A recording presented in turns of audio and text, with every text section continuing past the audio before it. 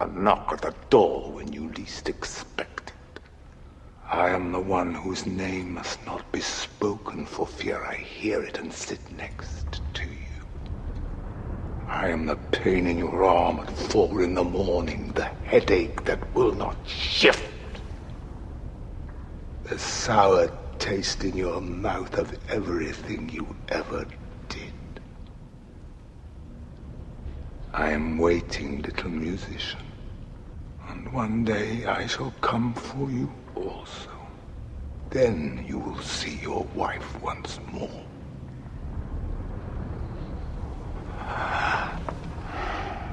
But Orpheus would not give up Eurydice. He played again, this time to the queen.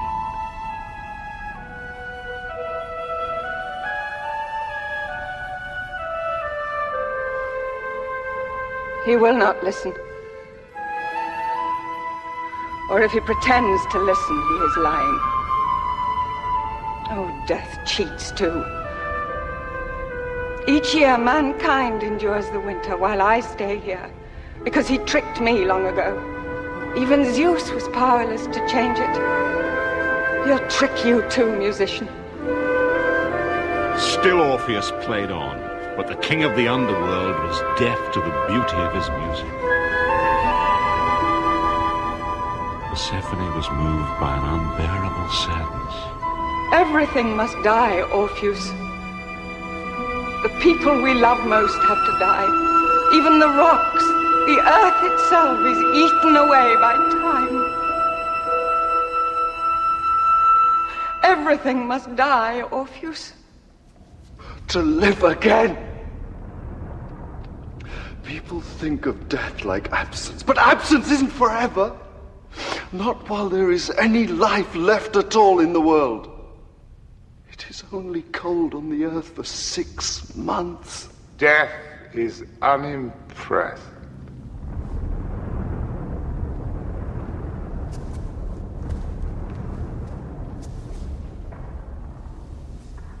Husband, I pray to you.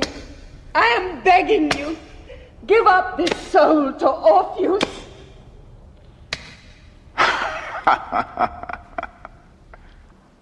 Very well, little musician. Take your bride. Take her to the upper world. But always walk ahead of her. And do not once look back to see if she is following. For if you turn to look at her, she will be lying once more. You hear me? Imagine the love of his life behind him, and yet he must not look at her. With every step that he took, he listened. But the shades of the dead make no sound, and he could not hear her tread behind him. He walked, grim as death itself, on and on through the wastes of the underworld towards the 9-looped river Styx. By the time he reached Charon's boat, he had started to doubt that Eurydice was behind him. Don't ask me questions. Don't sing. Don't remind me of the world. I have my duty, that's enough.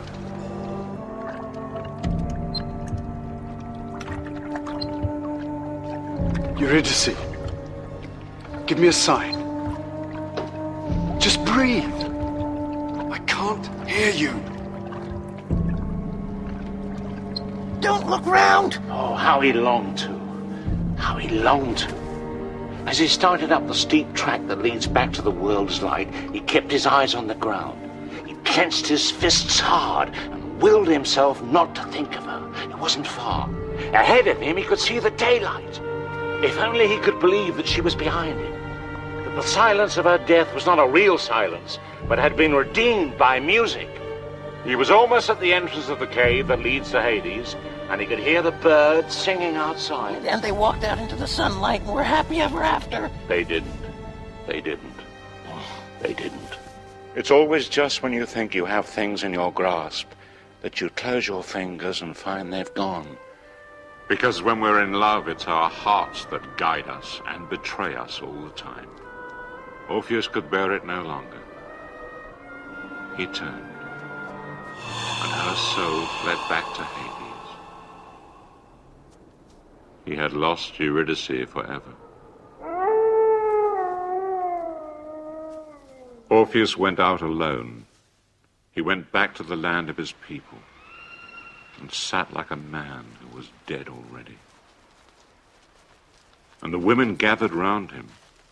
They felt his pain, but they begged him to play, for his music brought rain, made crops grow. No more music. Ever.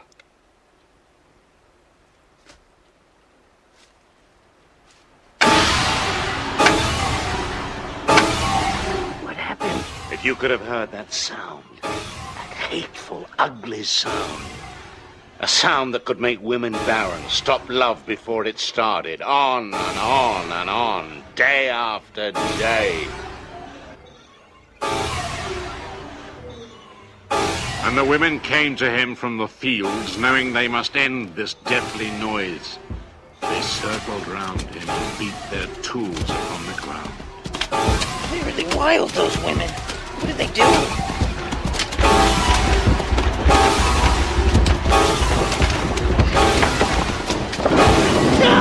What are they doing to him?